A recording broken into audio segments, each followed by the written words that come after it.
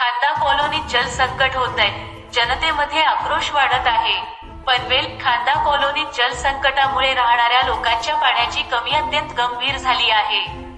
लोकांनी या समस्येचा समाधान करण्याच्या उद्देशाने आज सेक्टर -6 पाणी टाकीच्या जवळ एकत्र येऊन आपला आक्रोश प्रकट केलं.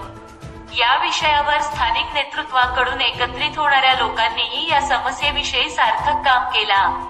शिवाजी थोरवे, माजी नगरसेवक सिडको श्री भगवान गायकवाड यांनी माहिती दिली. श्री भगवान गायकवाड यांनी या समस्येचा समाधान करण्यासाठी ज्युनियर इंजिनियर नाईकांना मुळांकित केलं. एकनाथदादा गायकवाड माजी नगरसेवक, सीताताई पाटील माजी उपमहापौर, भीमराव पोवार रायगड जिल्हा कार्यकारिणी सदस्य भाजपा, गोपीनाथ मुंडे पनवेल उपशहर प्रमुख भाजपा, नंदुबाब शाखा प्रमुख सेक्टर 7 खोदा कॉलनी, युवराज पेडसे आणि खांदा कॉलनीतील सर्व नागरिक यासाठी हा मुद्दा महत्त्वाचा आहे. ठिकाणी 18 तारखेपासून खांदा कॉलनीमध्ये पाण्याचा खूप तुटवडा झालेला आहे.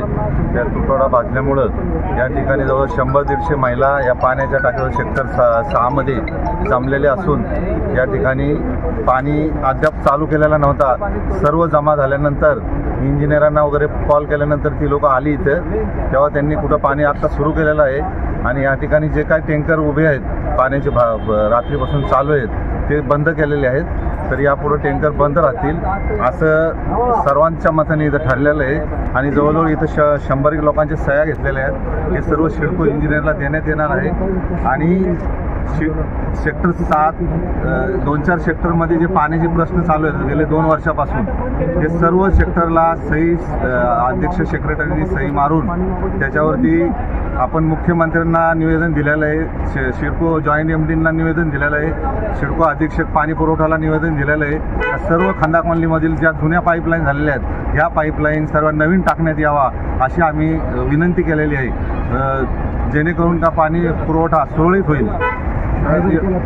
नाही जर केला तर आता नाविलाजाने सर्व नागरिकांच्या वतीने तो आंदोलन राहणार आहे. कुठला पक्षविक्ष नाही पण सर्व एकजुटीने इथं सर्व नागरिक जमलेले आहेत. पाण्याचा खूप मोठा प्रश्न आहे तर त्यामुळे आम्ही आंदोलन छेडू असं